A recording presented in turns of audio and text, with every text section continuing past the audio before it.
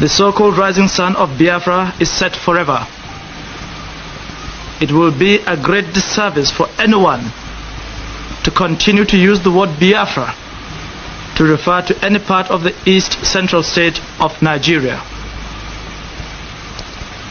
Who provoked the war and those who prosecuted it contributed largely to the death of Nigerian morals, and we have not gotten out of the woods, even since then. You've always felt that that war was preventable. It was a stupid war. It was a cruel war. It was a war that ought not to have taken place. If Gowon had apologized to the Igbos, as you said? If he had apologized at that point in time, and also been able to rein in Usman Katsina and those who were belligerent, those who were murdering Igbo folks in the north, if he had been able to handle them. But the Christian, the Catholic, the catechist son that he was, he certainly was not able, because he didn't put himself in power.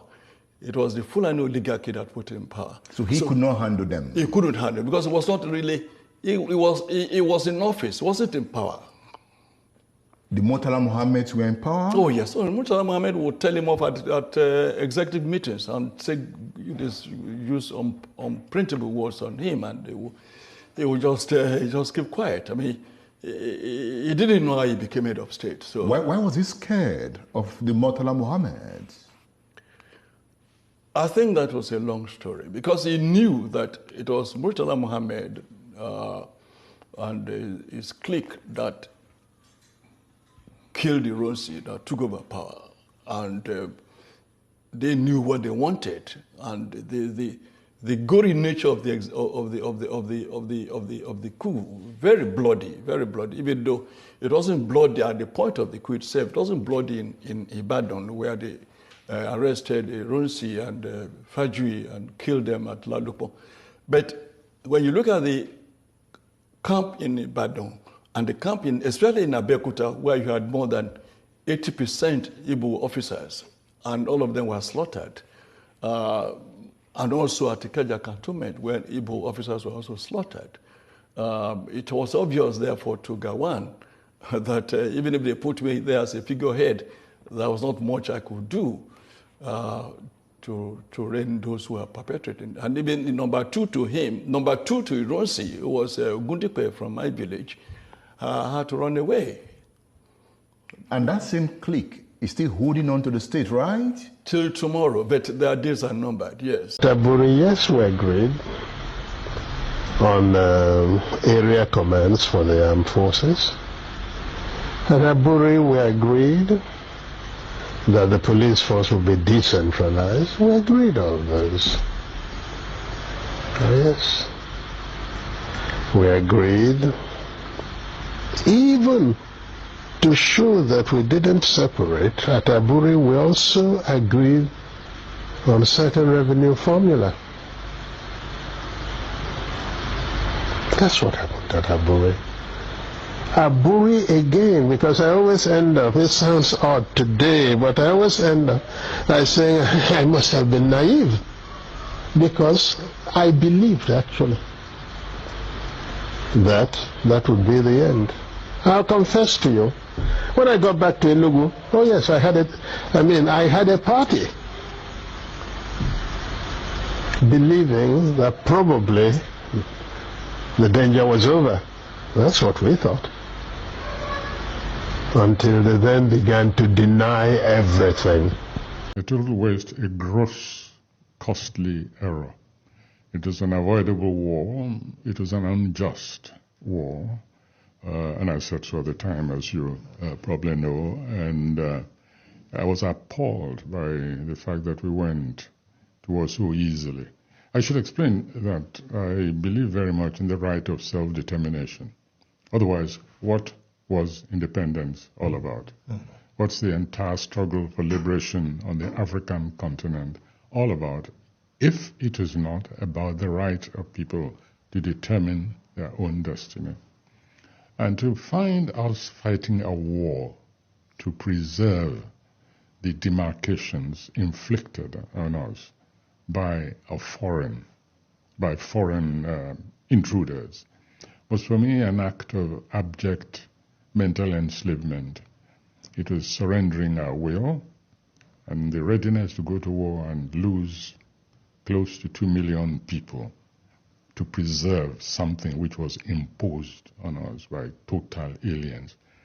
It was for me a humiliating fact. It is worse than a crime against ourselves. It was just a denial of who we were as creatures of reason, of volition, of self-determination. It made nonsense, in fact, of what I considered we were. So, and the consequences are still with us till today.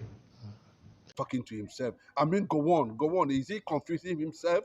Because I do not understand what he's actually talking about. Can Gowon actually come up and open up what happened in 1967 that led to that war? I don't understand. And I think it has gotten to a level, thank God for the awareness now. Yes, even though they try to make sure that the Niger Delta or whatever they call themselves, the South South or whatever they call themselves, does not come together, now or even before now, to form a major formidable, Biafran force, that will checkmate, their influence in Niger Delta, in our resources called in that crude oil, But I don't want to listen to Gowon. I don't. It's not that, in fact, when I saw that statement, I don't know actually what he is talking about. Nigerians need to ask him questions. Is his own perspective of the Nigeria-Biafra war different from what Bangida is talking about? Let him open up. Stop manipulating. Who is the person that made you to go to war that you don't want to go? You are telling lies. Go on. You must pay for the over 6 million lives that was killed in that war. I can tell you, most of them, are they not Nigerians? They were Nigerians that were killed because of your incompetence, because of your wickedness, because of the way, the irrationality that you brought into the issue of leadership. Who is the person that was behind? Who actually influenced you that you abandoned an agreement in Aburi? And if do not forget, especially those of them, who are there from Niger Delta. I thank God for what is happening now. There's this uprising in Niger Delta, and they're not going to take it again. It's spreading. Yes, they try to divide us. They try to make sure that they squeeze. They say they are not Igbos. They are not this. They are the people who also are going about denying who they are, denying their neighbors, denying their brothers. Ojukwu consulted 20 communities, including the Anang, EPP. Everybody consulted. Ojukwu consulted everybody before he went to that war. But unfortunately, when the war started, we saw them running away. It was not the Igbos that defended. The Anang, they were running away. They got influence. Fear got them. But they were the people. They were the part of the people.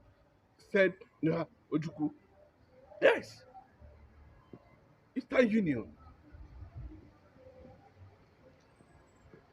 addressed Ojukwu. Ojukwu addressed them before the declaration of Biafra. So it was not an Igbo thing. Then, how come all of a sudden, he said, you are not Igbo? And then, now, is the reality not coming out? What have you benefited from Nigeria? Those people who said they call themselves you are not Igbo. What have you benefited? What have Nigeria offered you? All the crude oil, all the oil blocks, everything belongs to the north. Are you not ashamed of yourselves? Is Igbo man your enemy? Are you not part of the agreement that there must be war to stop the ongoing extermination of Igbo tribe? Those of you in River State, what are you talking about? Those of you in Bayelsa, what are you talking about? Are you saying that you were not consulted? Then how come one of their people suggested the name Biafra from Bayelsa State? From Major?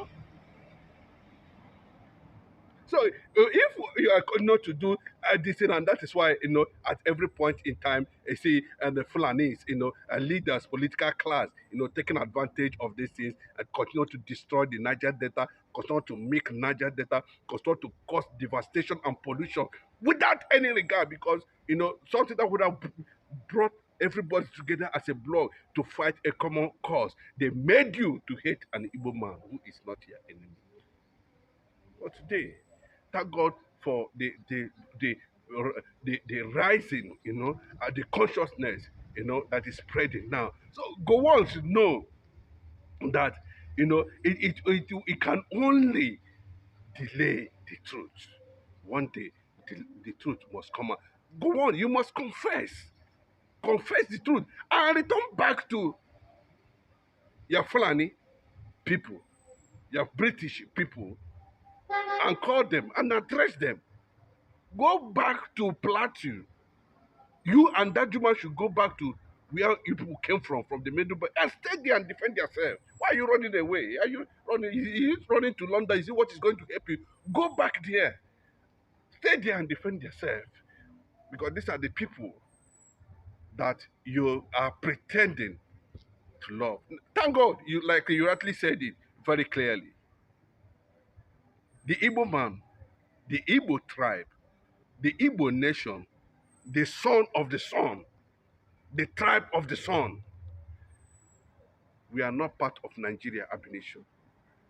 Even if you said the Nigerian flag does not talk about the Igbo man is not inclusive, if you look at the green white, what is green white?